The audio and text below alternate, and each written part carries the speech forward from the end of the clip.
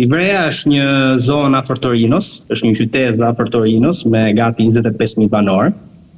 Edhe unë komandoj kompaninë e Ivreas. Kompania e Ivreas ka 14 reparte të karabinjerëve, 14 stacione. Edhe domethënë është një territor shumë i gjerë, shumë i madh. Edhe kam një javë që kam këtë detyrë të re.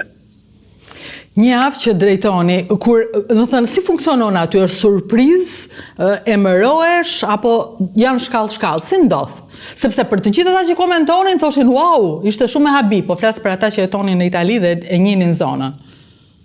Jo, thjesht është siç ta përpara, domethënë ndjek shkallë edhe përpara kam qenë në komandën e njësisë hetimore të Torinos për 2 vjet.